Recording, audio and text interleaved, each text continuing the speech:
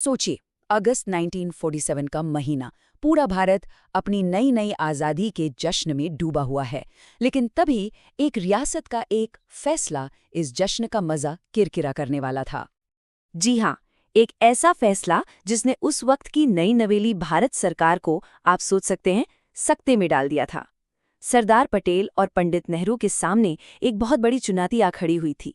देश की एकता को आखिर कैसे बचाया जाए? तो सवाल ये उठता है कि आखिर जूनागढ़ भारत का हिस्सा बना कैसे। इस कहानी में कई दिलचस्प मोड़ हैं।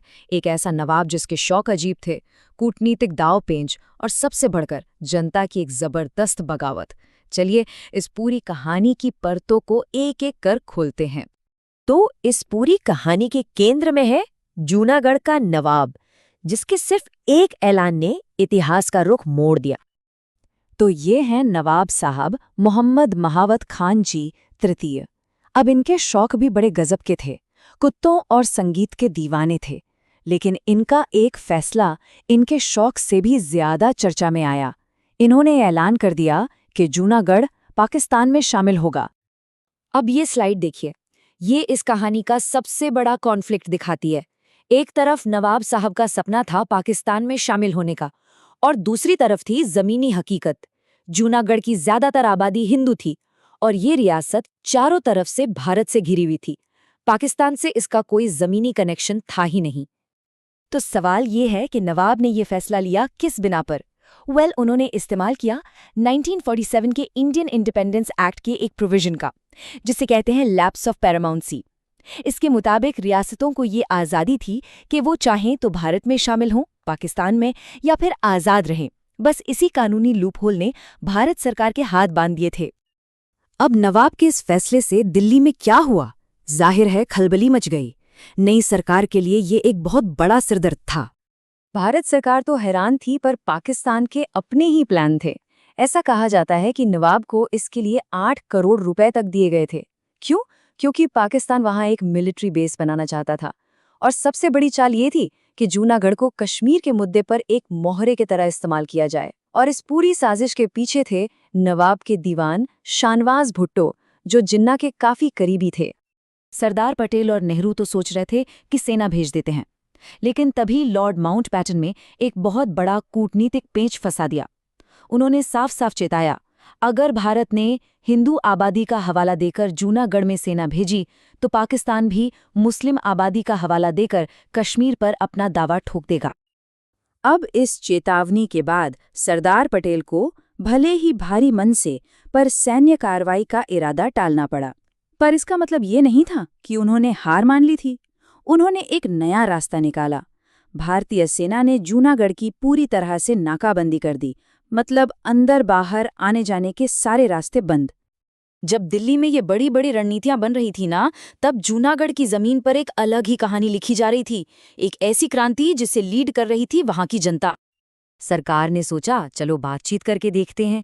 वीपी मेनन को भेजा गया, लेकिन वहां दीवान शाहनवाज भुट्टो ने उन्हें नवाब से मिलने ही नहीं दिया।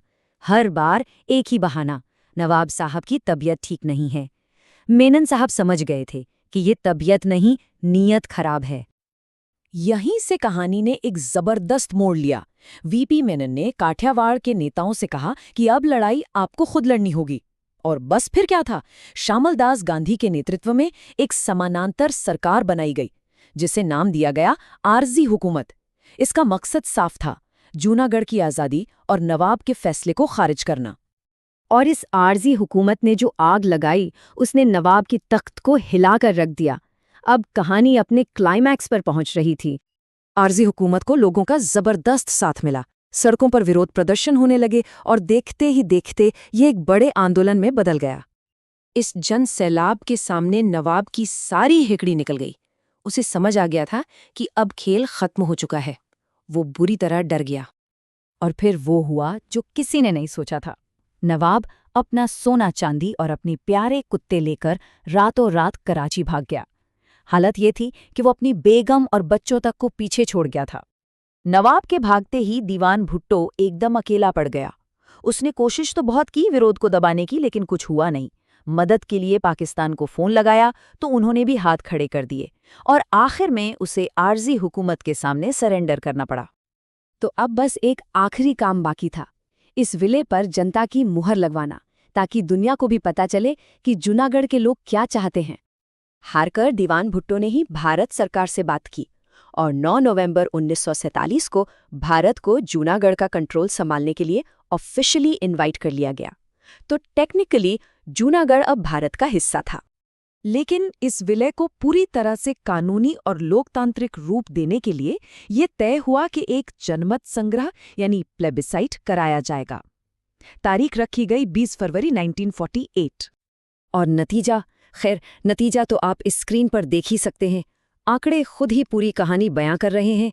1,90,000 से ज्यादा वोट भारत के पक्ष में पड़े और पाकिस्तान के लिए सिर्फ 91। जनता का फैसला लाउड एंड क्लियर था। जूनागढ़ की ये कहानी हमें एक बहुत बड़ी बात सिखाती है कि जब लोग अपनी किस्मत का फैसला खुद करने पर उतर आते हैं तो बड़े बड़े तख्त पलट जाते हैं। जरा सोचिए, अगर उस दिन जूनागढ़ की जनता ने हिम्मत न दिखाई होती तो आज हमारे देश का नक्शा शायद कुछ और ही होता।